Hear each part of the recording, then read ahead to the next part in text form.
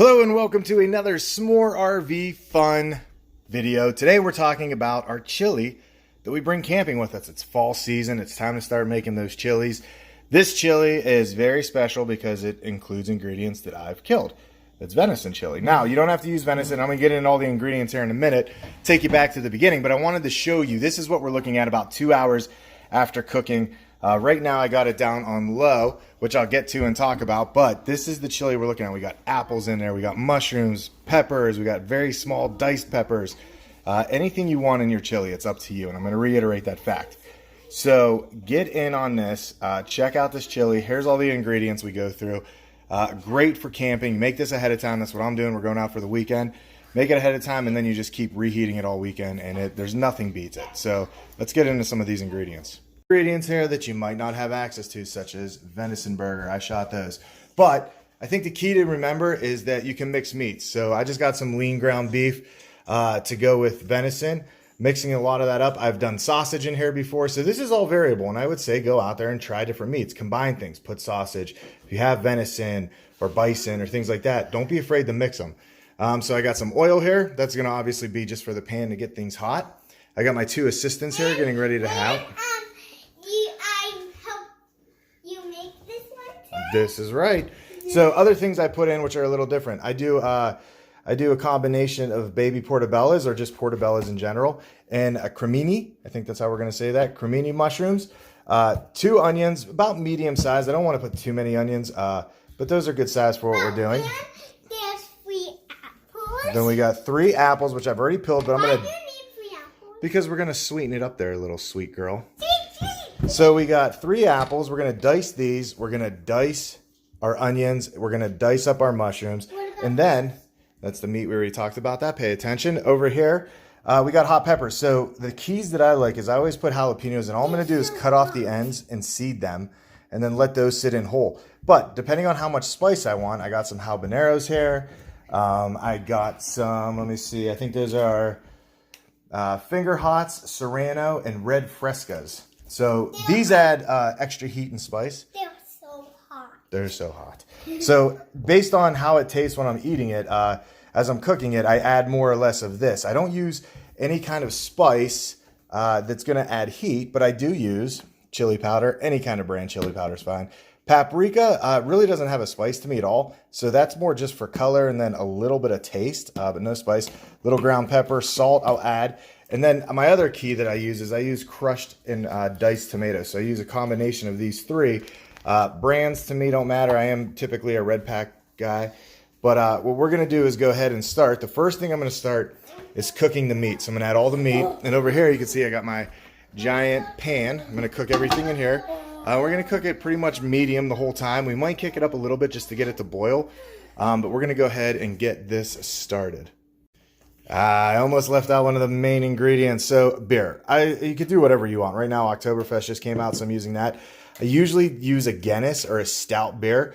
Something dark, typically, but because it's fall and I want to just maybe absorb some pumpkin flavors and things like that, I went with the Great Lakes Oktoberfest beer. So that's part of this chili, and you'd be surprised how much flavor this actually adds in everything we're doing. Question, Grace? We need this. Yeah, so... if you have children, you could always cook up choo-choo noodles and then put this chili over top. It's almost like a meat sauce, huh? Yeah. Or you could just eat them by yourself, and that's what you're probably going to do. That's mine. That's yours. Okay, so we're going to get started. I added oil to my pan, and I'm going to go ahead and just put all of this meat in and start simmering it on medium and just stirring it and getting it nice and cooked before I add any ingredients. The things with these is they're pretty fresh right now, but I do want to break those down and then dice it up as small as I can. Okay, so my meat's in. It's going to look something like that when it starts.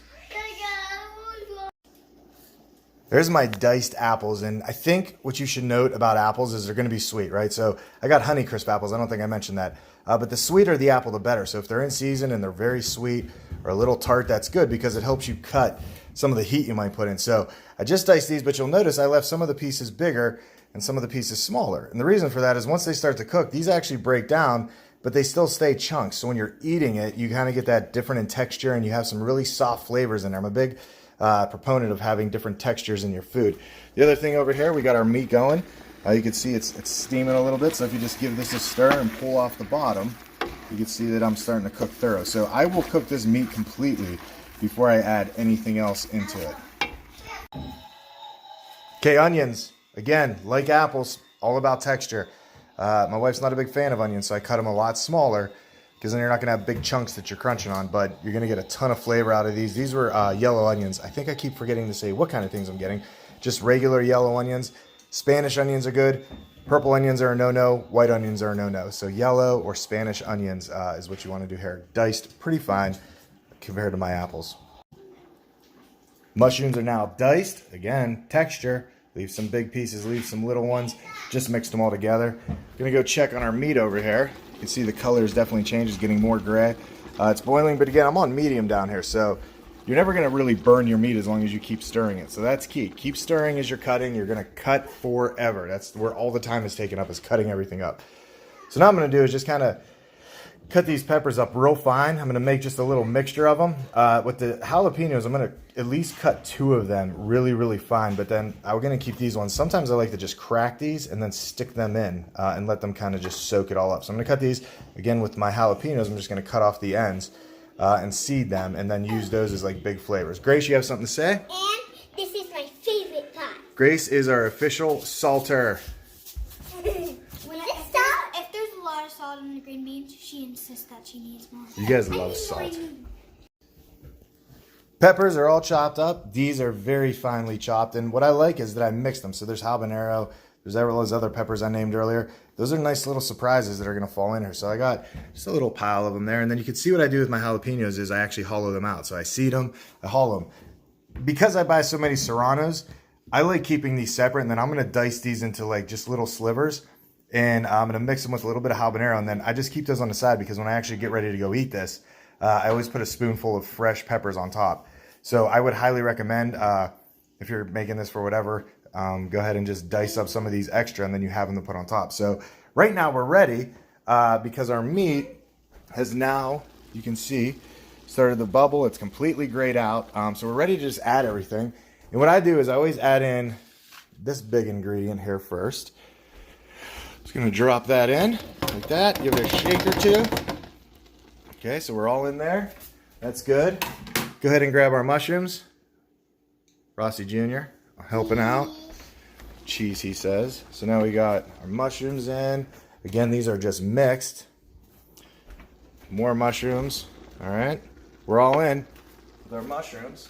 And I'm going to go ahead and put my peppers in, but I got to drop the phone for that. And then we're just going to go ahead and stir all this and just let this all start to cook together. It's going to pull out some juice from the apple.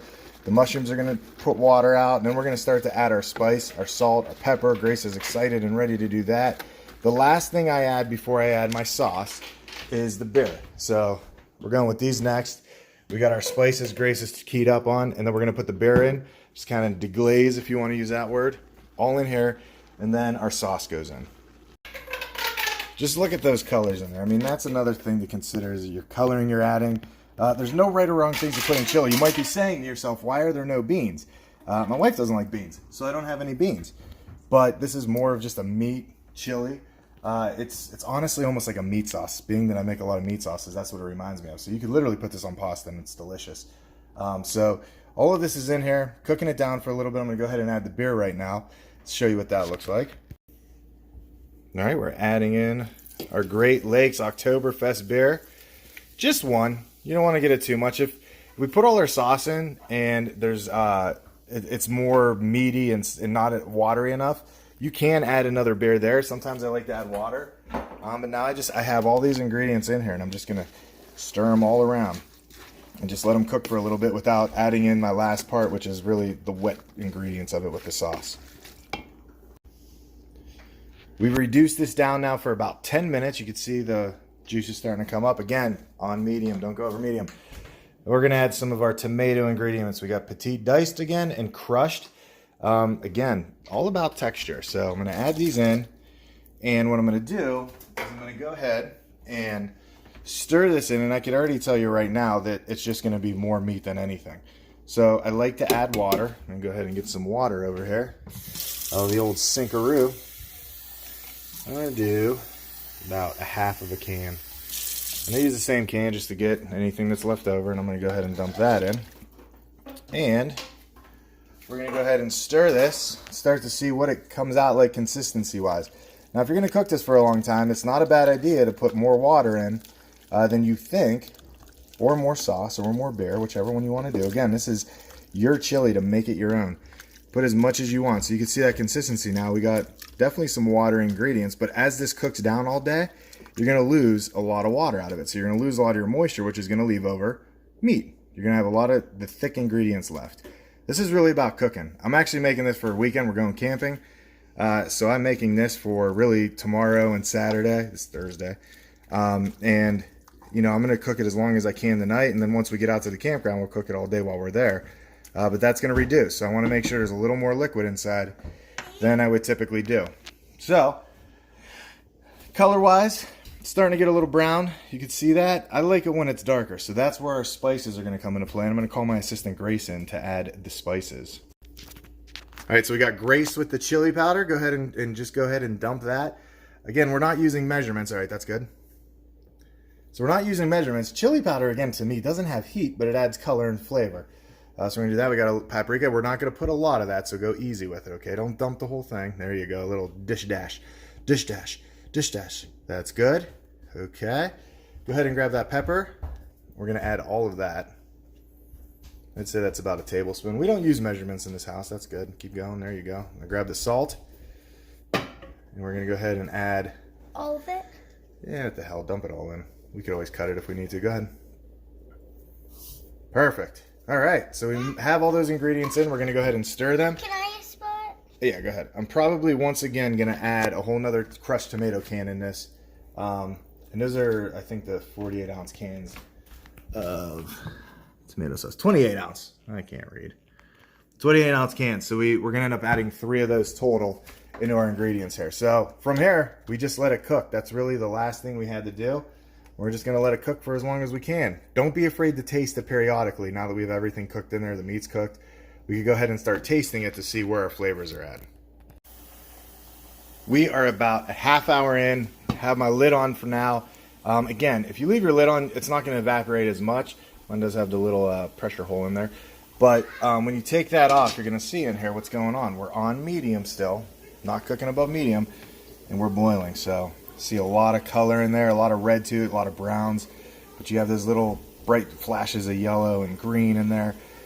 So my only recommendation is back off the heat as it cooks. You know, as you start to get a point, if you could fill, you know, I always like to push this along the bottom. Do I fill anything down there? No. So I'm just going to keep stirring it. You might say it looks pretty watery. Well, you wait a couple hours and you see how it looks. So for this video, this is where I'm going to stop because I'm not going to come back every hour and keep doing videos. But one point here, we're just going to go ahead and turn this to low. And then just let it simmer. You could cook it all day. If you do this in the morning and you got like football games on and you just want it for night, leave it on low all day. It'll stay nice and hot in there. Leave it out overnight if it's cold outside enough, or you can put it somewhere in your garage. I always like to do that. If it's in the winter, I store it out in the garage the whole time. Just keep going back to it and keep ladling it out. So that is what I'm going to say for this chili. Again, I could call this an Oktoberfest, Great Lakes Oktoberfest chili if I wanted to. But this is my recipe. It has the venison in it, the deer meat. That's important to me. That's why I hunt, is so I can eat it. And this is basically the main way that we cook that, besides having some chops and stuff. So if you like this, make sure you hit that subscribe button. Make sure you hit the like button. If you have any questions about this or anything that you might have, go ahead and leave that in the comments below. I monitor them daily. I will get back to you. But the last thing I want to say, this is your chili. You can do whatever you want from here. You could add beans if you wanted to. You can add different spices. You can make it hotter if you want. And it's all about your taste buds. So this is a good base. You saw the spices I threw in. I got to taste it again and just see where it's at and add more of this, less of this. Some people put sugar in. It's just up to you. So hope you enjoy this chili. A great fall chili. Great winter chili too. Enjoy it. Thanks for watching. We'll see you next time.